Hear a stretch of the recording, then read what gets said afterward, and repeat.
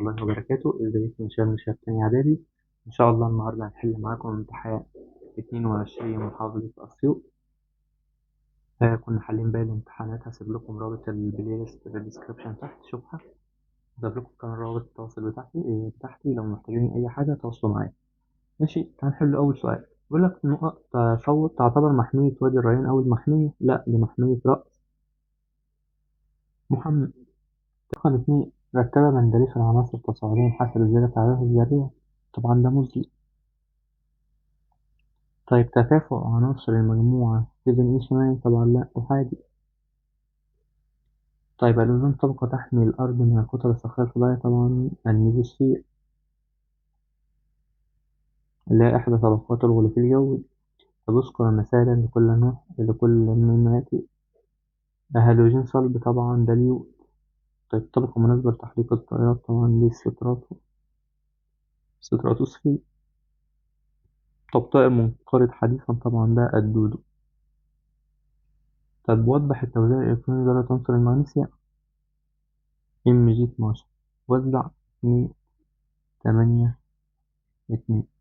يبقى ده بيقف في الدورة عدد مسدس الطاقة 2 3، يبقى في الدورة الثالث للمجموعة. الرقم ده حط حرف ال A 2A. طب الفئة بالمرة؟ طبعا الفئة S. طيب يتكون الجدول الدوري الحديث من دورات أفقية؟ طبعا 7 دورات أفقية و18 مجموعة رأسية. طب يحفظ الصوديوم تحت سطح الكيروسيل حتى لا يتفاعل مع الهواء الجوي أو الهواء الرطب. طيب يمثل الأكوابتريك في حركة وسط مين؟ طبعا بين الزواحف والطيور. طيب تحدث جميع الظواهر الجوية فيه؟ طبعا في التروبوسفير. بينما تدور الأقمار الصناعية فيه؟ طبعا في الإكسوسفير. طيب اكتب المصطلح العلمي تركيب العناصر الفلزية تنازليا حسب درجة نشاطها؟ طبعا دي متسلسلة. النشاط الكيميائي. طيب الارتفاع المستمر في متوسط درجة حرارة الهواء القريب من؟ طبعا دي ظاهرة الاحترار العالمي. طيب التناقص المستمر في عدد أفراد النوع الواحد؟ طبعا ده الانقراض. طيب بيقولك أعد ترتيب الكلمات مع ذكر واذكر الاسم الدال عليه. طبعا دي سلسلة غذائية، النبات بيبقى فيها أول حاجة، بعدها الجراء، يجي بعد الجراء الضفدع، يجي بعد الضفدع الثعابين.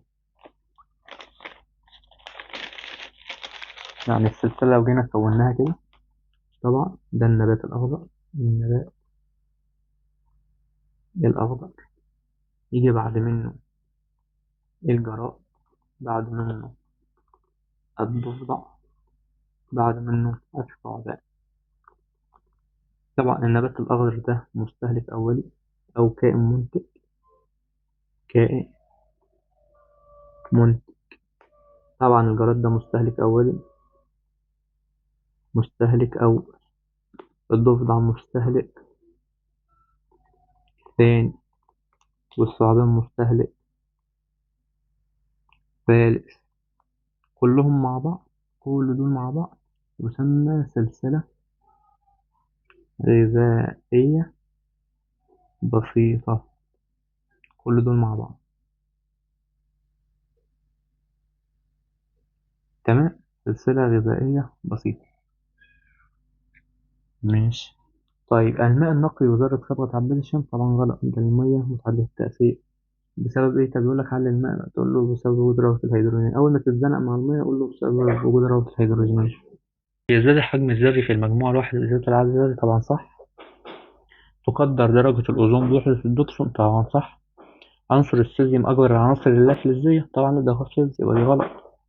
طيب يستخدم نقط في حفظ قرنية العين؟ طبعا ده النيتروجين. طيب بلورة الثلج نقط؟ طبعا سداسية الشكل. طب خواص عنصر عدد الذري 8.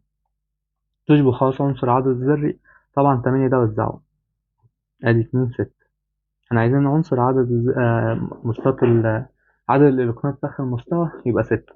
طبعا هتوزع الاتنين مش هينفع، الست مش هينفع، هو ايه ال16.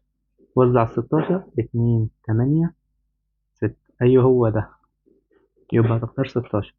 طب إذا كان لديك شريط مغنيسيوم وحمض هيدروكلوريك مخفف، أجب عما يأتي. واحد، اكتب المعادلة الكيميائية الرمزية الموزون المعبرة عن التفاعل التالي. آدي شريط المغنيسيوم اللي هو Mg، وآدي حمض ال HCl المخفف ضيء، طبعا هيتكون مركب اسمه MgCl2 زائد الهيدروجين هيتصاعد. تمام، وما تنساش توزن المعادلة، هتحط هنا 2. تمام. طب بيقولك ماذا يحدث عند استبدال شريط المغنيسيوم بقطعة فحم؟ يبقى قطعة الفحم اللي هو الكربون زائد HCl، طبعا ضيء، طبعا هتقول هنا لا يحدث تفاعل، لا يحدث تفاعل، لأن اللافت الذات لا تتفاعل مع الأحماض المخففة. طيب استخرج الكلمة أو الرمز غير مناسب. BrCl طبعا CO والباقي من عناصر الهالوجينات مغنيسيوم ليثيوم صوديوم فيزياء، طبعا مغنيسيوم والباقي من فلزات الأقلاء.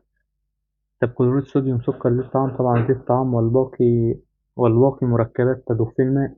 طب بند خرتيت طائر الدود النسر الأصلع، طبعا طائر الدودو، والباقي كائنات مهددة بالانقراض. طيب الألتيميتر وظيفة كل من الألتيميتر طبعا تحديد ارتفاع تحليق الطائرة. طب الأنيرويد طبعا التنبؤ بحالة الطقس المحتمل بمعلومات الضغط الجوي. طب جهاز فولتمتر هو بناء طبعا التحليل الكهربي للماء. طيب بيقول لك إذا كان حجم غازي الأكسجين والهيدروجين الناتجين من التحليل الكهربي للماء 60 سنتيمتر مكعب، احسب حجم كل منهم. بص، هو كلهم مجموعهم 60. طب حلو، أنت عارف إن نسبة الهيدروجين إلى الأكسجين بعد التحليل الكهربي بتبقى 2 إلى 1، يبقى ال60 دي اتوزعت إزاي؟ اتوزعت 40 هنا للهيدروجين و20 هنا للأكسجين. بس كده أنت حليت، يبقى نسبة الهيدروجين 40% أو 40 سنتيمتر مكعب. طب الأكسجين 20 سنتيمتر مكعب. يبقى كده خلصنا معاكم حل امتحان محافظة أسيوط. متنساش اللايك والسبسكرايب بتاعك، والسلام عليكم ورحمة الله وبركاته.